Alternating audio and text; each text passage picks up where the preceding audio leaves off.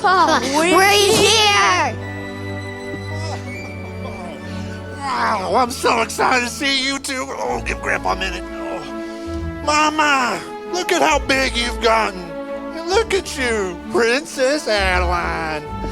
Grandma, have you seen Jody and Addie are here? Oh, yes, I have. It brings me so much joy having you two at our farm. Grandpa, the garden looks so beautiful and green. I can't wait to see all the fruits and veggies we planted during spring break. Oh, it's been a fruitful summer indeed. Yay, these are so,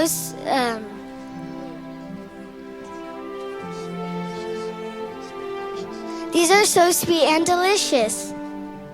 I'm gonna need your help picking some berries so we can make our special pie. Yay, I was hoping you could make pie for us. It's a festival week. Oh, you bet it is. Grandma's so excited she can't stop talking about it. I look forward to it every year. Addie, come on, let's go pick some berries. Grandpa, what happened here? Did you forget to water? The birds got to the seed before I did. Before it ever even took root, birds ate it all up. And here? Well, here the soil was shallow and rocky. And when the sun got hot, it withered right away.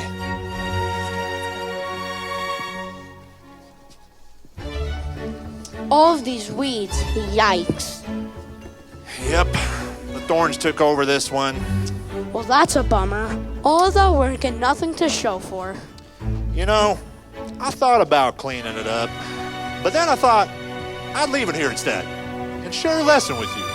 Come on over here to the bench, and I'll tell you a little parable.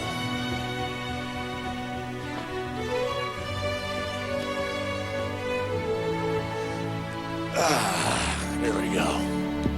You know, Jonah, when Jesus was on this earth, he shared the same lesson with those who were following him. You see, to them, gardening and reaping and sowing, that was all familiar work.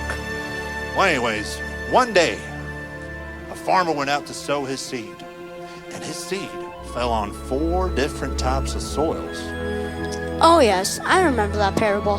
Yep, and if you remember, some of it fell along the paths. Some of it fell along the rocky places. Some of it fell along the thorns. And some of it fell on good soil. And Jonah, our heart is the soil. Create in me a clean heart, O God, and renew a right spirit within me. That was our Sunday school theme verse last year. I guess the heart really matters. It sure does. Now, Jesus actually went on to go and explain this parable. Why don't we go on and read it while Grandmama and Addie pick the fruit? Here are the words of Jesus here.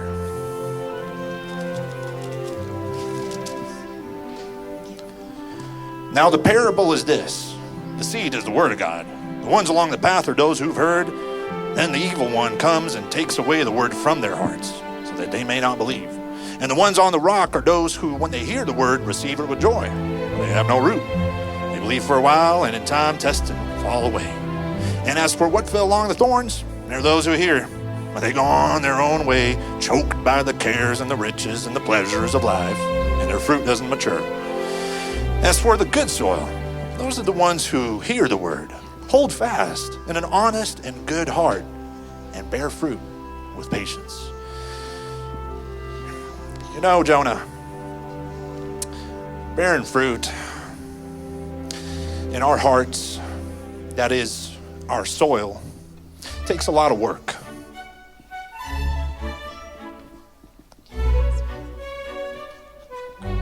But don't be so discouraged. We'll go over here to the garden and I'll show you a little bit more what I mean.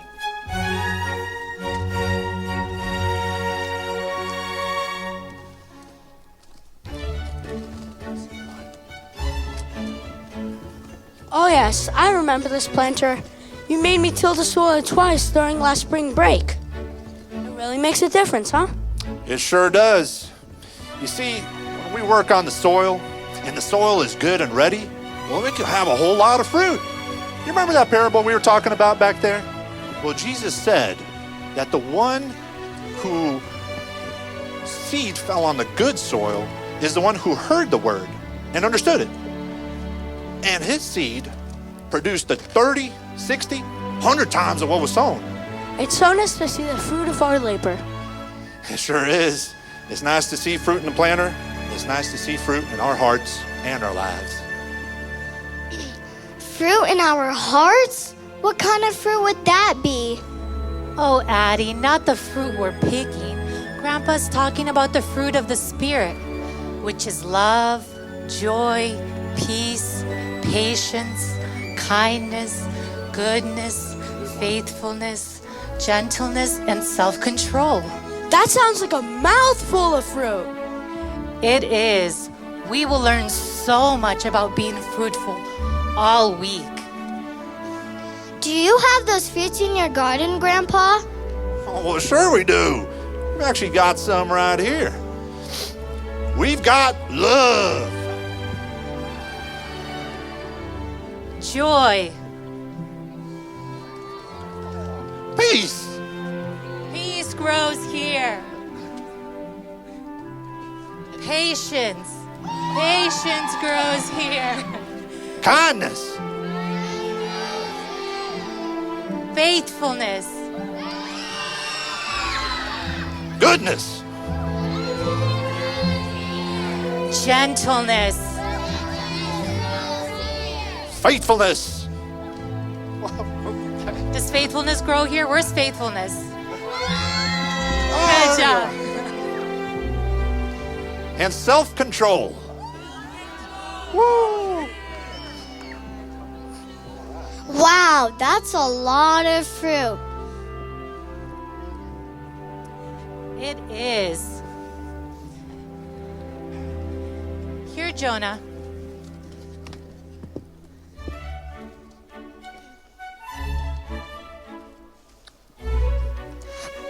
Jonah, you need to try these out.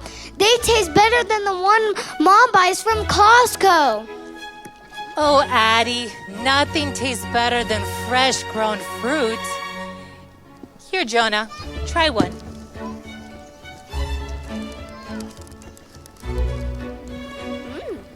In fact, why don't we share it with all of our friends who are here?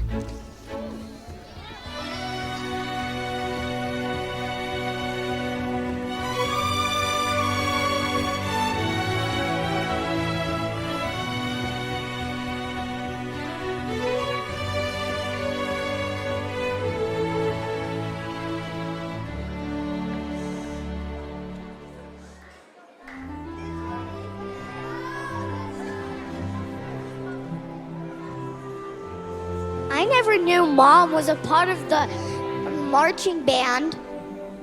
And look at Grandpa's mullet. It's bigger than your hair, Addie. Look, our great-grandfather was in World War II. Wow, that's crazy. Remember the time where we were stuck at Grandma's house when our mom went to the wedding? It was so boring. All right, kiddos, you know the drill. Let's wash up before we begin. Grandma, I am so excited to help you with the pie festival this year. Yeah, me too.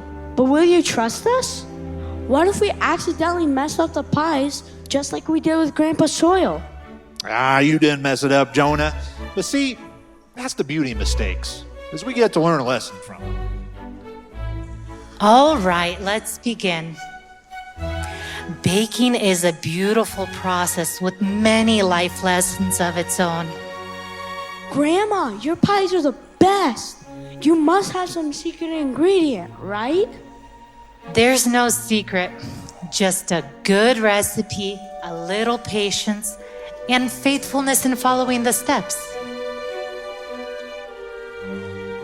And some self-control.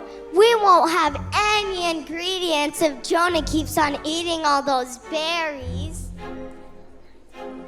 Sorry, I get hungry when I'm excited. That's all right. Me too, kid. Grandma, what exactly is faithfulness? Is that like being honest? Well, that's part of it, but it's more than that.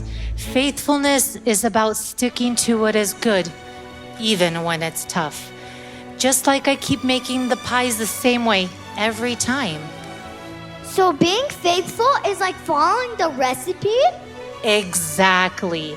God calls us to be faithful in the little things, just like we're faithful in following the steps and measuring our ingredients. All this talk about patience and self-control and my favorite, faithfulness. You know, these are 3 important fruit of the Spirit that we talked about earlier. Yeah, Addie. Not like strawberries and bananas growing out of your head. Yeah. It's the fruit that we grow in our lives. That's right, you two. Well, let's take Joseph, for example. He's somebody who showed all 3 of these fruit in his life. You know, let's come on over to the couch and I'll tell y'all a story about a man named Joseph. Joni, you mind grabbing me my Bible over there?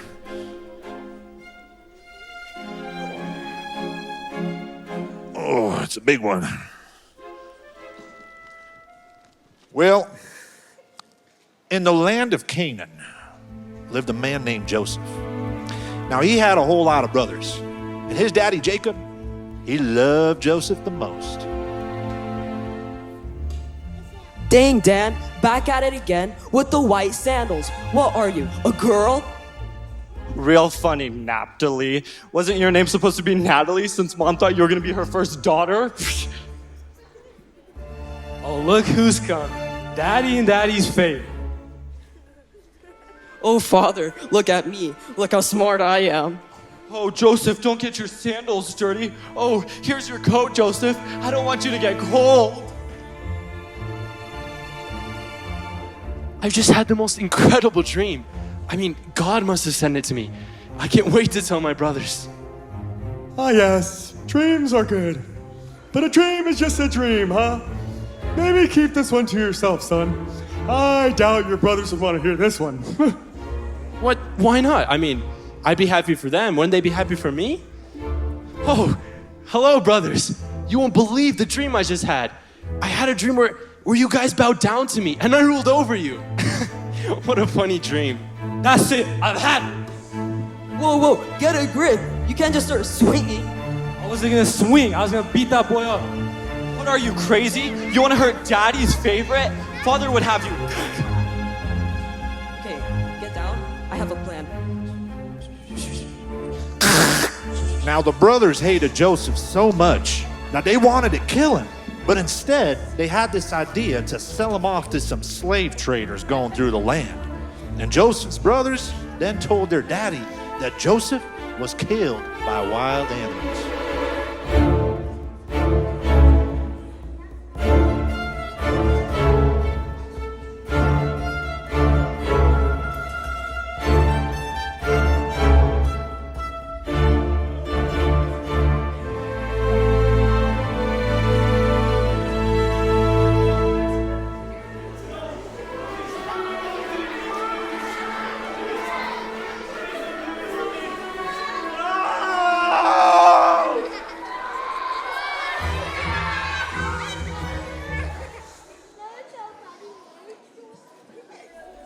Wait, I'm confused. He became a slave?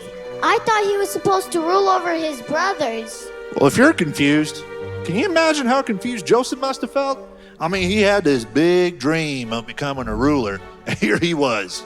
He went from being daddy's favorite to a slave. Oh man, if my brothers did that to me. Jonah, come over here. Let's use some of that energy to mash these berries. Take it easy there, Slugger. You know, that's the beauty of this story. We often get so angry when things don't go our way.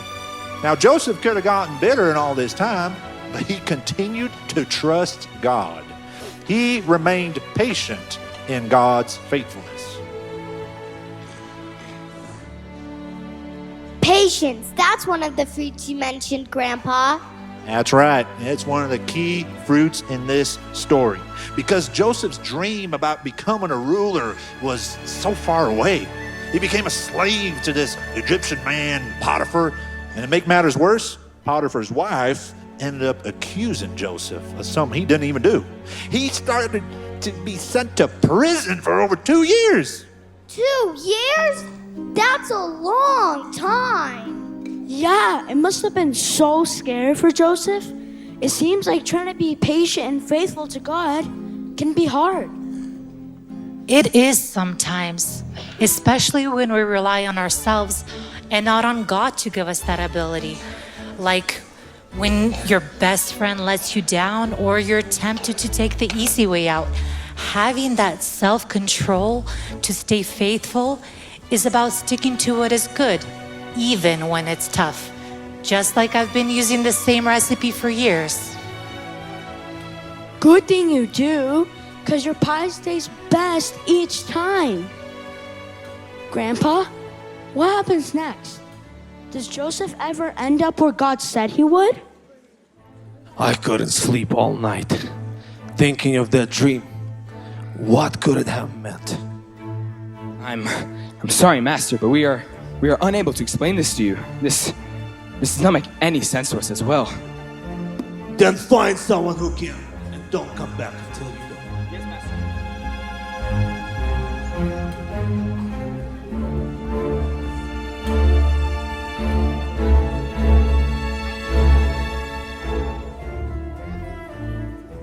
Now Joseph was then brought from prison to stand before Pharaoh. And with God's help, he was able to explain the dream to Pharaoh. He told him that God was going to bring 7 good years and followed by 7 years of famine. So you see, you have to store up food during the 7 good years to last you through the 7 bad years of dryness. Bad years? We are the most powerful nation in the world. We have the best soil, best crops, best everything. How can you be sure of this? It is not I who interpreted this dream. The God of my fathers, Abraham, Isaac, and Jacob, he revealed this to me. I trust in him, and you should too. Now, Pharaoh had seen what a wise guy Joseph was, so he decided to make him the 2nd most powerful man over all of Egypt. Wow, finally after all of those years. Yep, it took a whole lot of patience. But Joseph had seen how faithful God was through it all. He realized he had to go through a whole lot of trials, but in the end, he saw that God did what he said he was going to do. Oh man, I'll go back to my brothers and show them how powerful I've become. Okay. Well, this actually brings us to the next part of the story. You see, Joseph's brothers were starving back home because of the great famine that had overcome the land. Yeah, that's right, and they deserved it. All right, take it easy there, Jonah.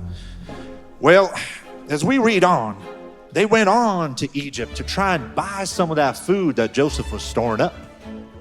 Did they know that Joseph was a powerful man in charge of the food? Well, they didn't even recognize it was Joseph. Then I would get my revenge on them right then and there. I would make sure they didn't get any food. But he didn't.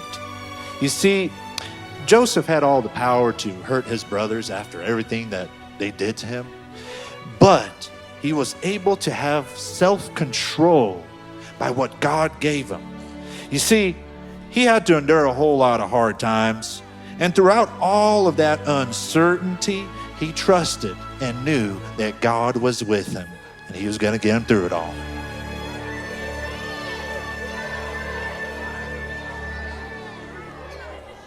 Here, Jonah, come here. Let's roll out the dough for the next batch of pies.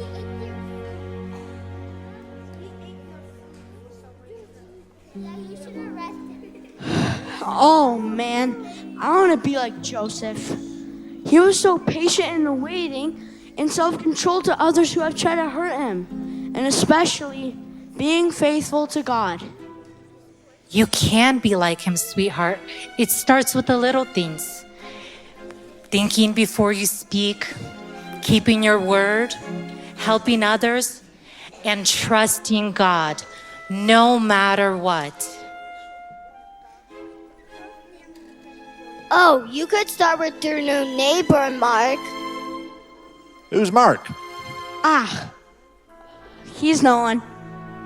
Not no one. Mark is a new kid who moved across the street, but Jonah thinks he's too cool for him. Yeah, but he's kind of annoying. He's trying to be a part of everything I am. Like I found my friends, he should find his. Jonah, that's not very kind. Yeah, Jonah. Grandma, isn't kindness one of the fruit spirit, Grandma? Yes. Yeah, but I worked so hard to earn my spot on the pool table. And now he thinks he could just sit by me only being here for a month? Well, now hold on there, Jonah. Just take a minute to put yourself in his shoes. I mean, he just moved across the country, moved to a new school, having to now make new friends. You know, Jonah, he might not have earned his place at the cool kids table, as you say now, but I think this is a good opportunity for you to show God's kindness to him. You see, we know that none of us here deserve God's goodness, but he still loved us so much that he sent his one and only son to die for us.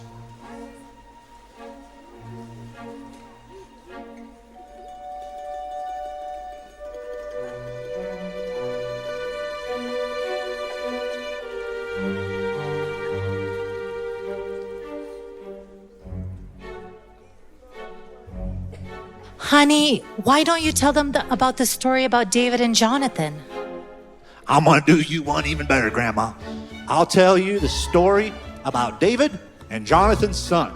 Now that's the story that showed gentleness, kindness, and goodness. Addie, come on over here. Y'all remember when you were little and I told you that story about King Saul and David? Yeah, I love that story. Especially how David and Saul's son, Jonathan, were best friends, even though Saul tried to hurt David. Jonathan saved David's life. I'm so glad y'all remember. Well, if you remember, David and Jonathan had a real strong friendship. And David made a promise to Jonathan that he'd take care of him and his family no matter what. Now, a whole lot of years had passed, and Jonathan and King Saul ended up dying in some battles. And now David had become king. Now David could have forgotten about the promise he made to Jonathan all those years ago, but he remembered that promise. And he wanted to find out if anybody from Jonathan's family was still alive so he could show them that kindness. So he sent his men to see who they could find. Master! You won't believe it! What? What is it? We found the son of Jonathan. You have? Who? Who is it? It's Jonathan's son, Mephibosheth. He has a son? Send him here immediately. Well, there might be a problem. He's lame. Why would you say that? He's not lame. I talked to him the other day. He's a pretty cool dude. No, dummy. Like lame, he can't walk. I don't care if you guys have to drag him here yourselves. You send my best men and bring him here now. Yes, sir.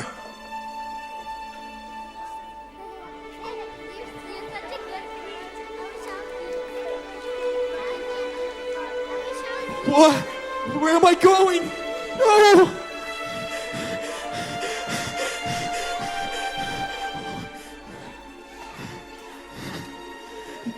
Your Majesty, I am Mephibosheth, the son of your servant Jonathan. Majesty, please don't harm me. Mephibosheth, do not be afraid. I will not harm you. I have summoned you here to show you kindness. Your Majesty, I'm nothing but a poor crippled man. Why would you show kindness to me? Because of the promise I made to your father, Jonathan, and because of my great love for him. From now on, I will restore all the land that once belonged to your grandfather Saul. You will never want for anything.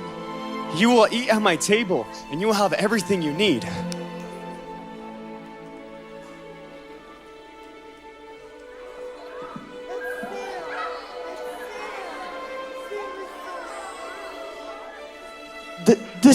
This is too much. All my life, I've been mocked and ridiculed. Misery and shame followed me everywhere I went. I don't deserve such kindness. Kindness? Nonsense. Kindness is something not to be earned, but something that's freely given. It's a way of showing love without expecting anything in return. King David, I can hardly believe this is real. Mephibosheth, you are welcome here now. You are part of my family. From now on, no matter what happened to you, just know that you are loved and that I will always take care of you. You see, David could have turned his back on Mephibosheth, especially after all the hurt this family had done. But instead, he chose to show kindness. It wasn't because Mephibosheth deserved it or anything like that, because kindness is a gift we offer freely. Well, in the same way, we're called to show God's love to everybody, even if they don't have anything to give in return. That's right, my dears. When we show kindness, goodness, and gentleness, we reflect the love of God in our actions.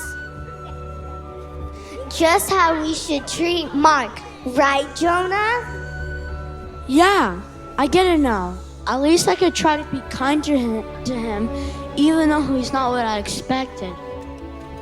Just like Mephibosheth, we never know when someone needs a reminder of God's love and acceptance. Yeah, maybe I'll give him a call and invite him to the pie festival this year. Yeah, can I invite some of my friends too? I want them to try your delicious pie. Of course. Oh, here, dear. Let me help you roll out some of that dough before the kids get back. How about helping me with some of these dishes, Grandpa? Sure. That's kindness. You know, I really hope that they take all of these lessons to heart. Well, the seed's been planted, but only time will tell when the fruit will grow.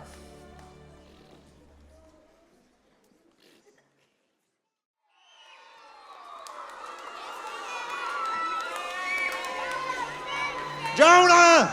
Hattie! Come on over here, you two. We're back. All right. Slow down those voice. I want y'all to take a look.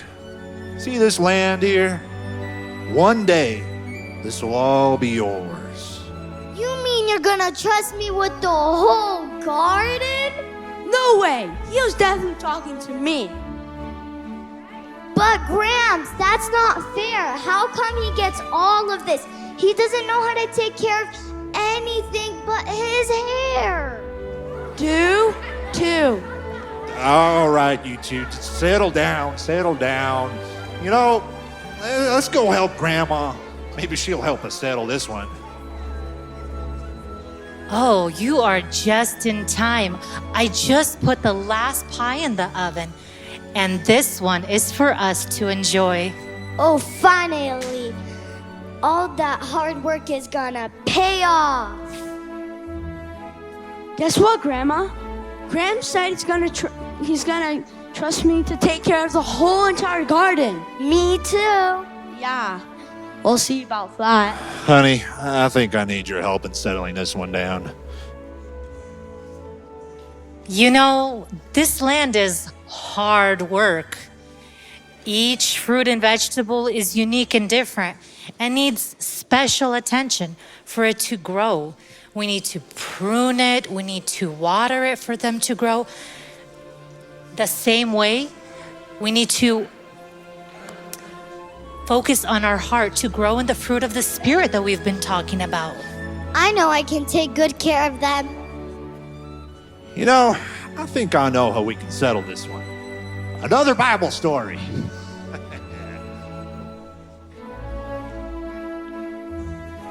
This one will be about the parable of the prodigal son. Yes, yeah. Let's go join Grandpa. The pie's still too hot. Well, one day there was a daddy and his two boys.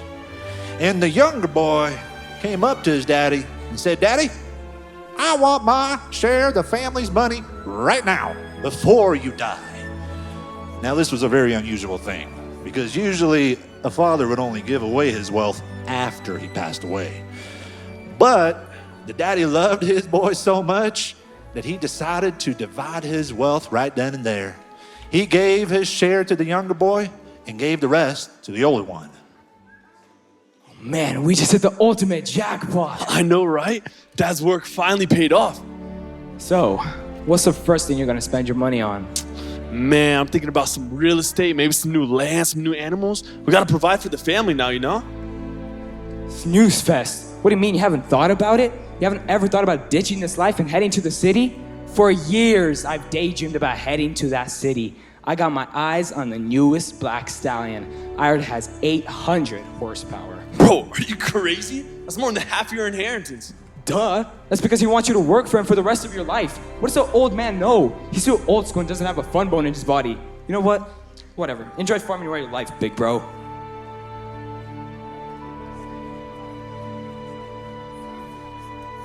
Yo, D-Dog, cuz, lunch on me. We are eating good tonight. Oh, lunch on you? Oh, we eating lobster tonight for sure. Rookie mistake. Everyone knows you shouldn't spend it all in one place. Now, that's real true, Jonah. But sadly, some people learned that lesson a little too late. Because before you know it, that younger boy had spent every last dollar that his daddy had gave him. And to make matters worse, a great famine had come over the land, and everybody was starving and desperate.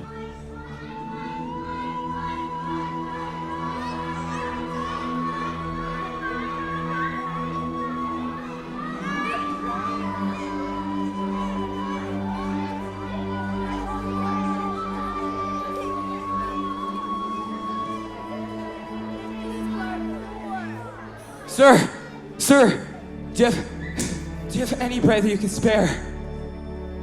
Son, to spare? Kid, get out of here. There's a famine in the land. Please, I'm willing to do anything. I don't know, son. I haven't seen you around this part of town before. Where are you from?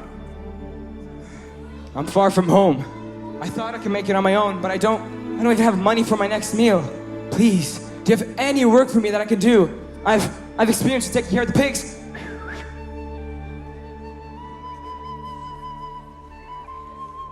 I don't know, son. But you're looking desperate. Why don't you finish giving the pig their slop? Thank you, sir. I'll get right onto it.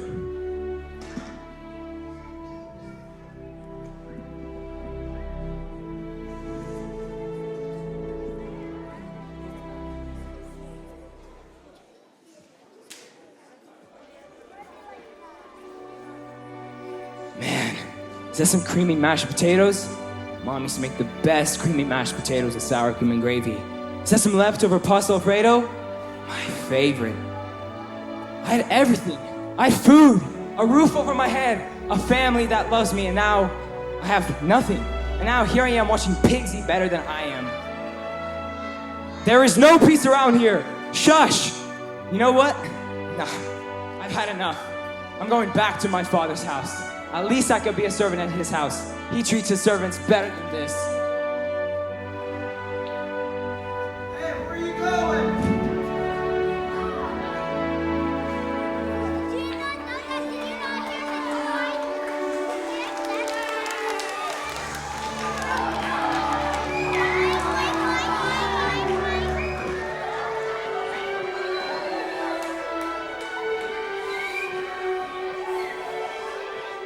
Sir, you need to eat something. All this worrying won't bring him back home. Okay, You can do this. Don't be afraid. He's gonna be mad, but it'll all fade away in a couple years. I'm gonna say, Father, I made mistakes. I left with all and I've sinned, but My son! My son! Father, I've sinned. I left with all that you've given me, thinking I can find happiness on my own. I left with all and now have nothing. I don't deserve to be your son anymore. My son! You're always my son! But Father, I've sinned. I don't deserve this type of love. Love isn't about what we deserve. It's about who we are to each other. Let us rejoice and celebrate. Quickly, bring the best rope you can find and put it on him. Put a ring on his finger. Prepare a feast. All the mashed potatoes and gravy and pasta alfredo you can find. Today we celebrate, for my son has been lost, has been found.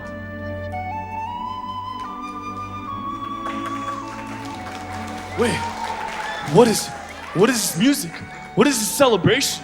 What? Haven't you heard? Your brother, he has returned. And your father, he's celebrating by throwing a huge feast. A feast? After everything he's done? He left the family. He betrayed our father.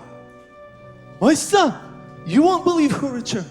Yeah, I heard. And you're giving him a feast? After I stayed. I worked for you. I never betrayed you. And I don't even get a lamb for my friends?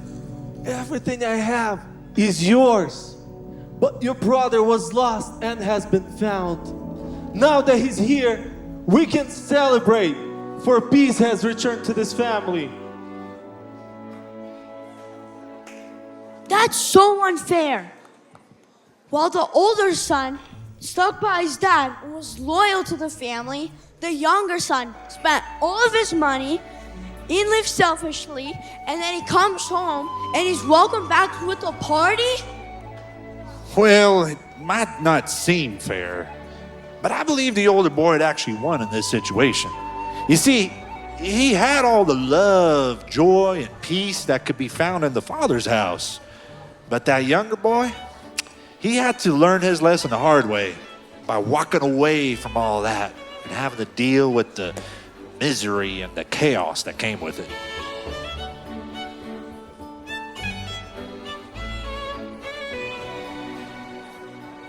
So how does it end? Does the older brother forgive the younger brother? Well, it doesn't say in the Bible, but in this parable we see that the father rejoices when his son returns home. That's just like our Heavenly Father when we return home.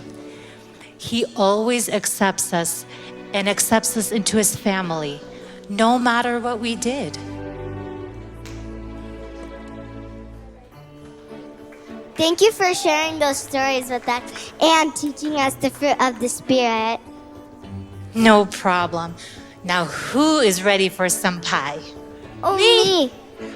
My stomach's grumbling. I got the first slice.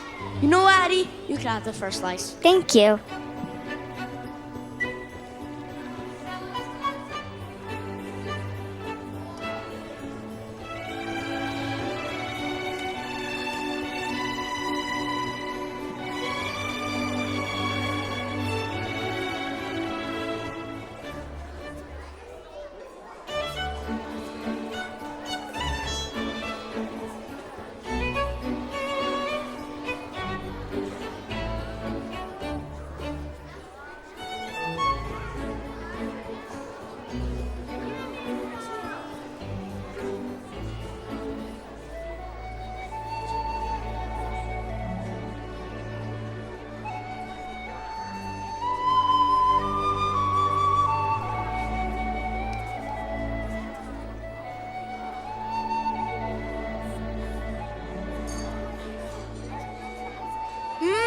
How does it taste better each time?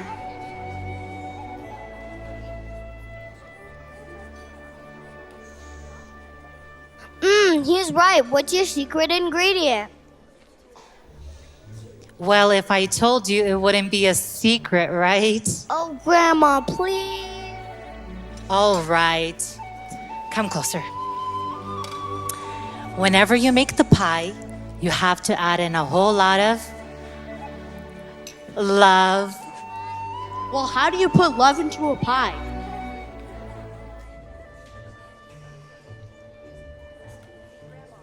Grandma, any chance you made an extra? I like to bring some home over to my neighbor Mark. We made plenty. We made enough for all the neighbors to enjoy. And it looks like we have a hungry audience out here. Would you guys like to enjoy a slice?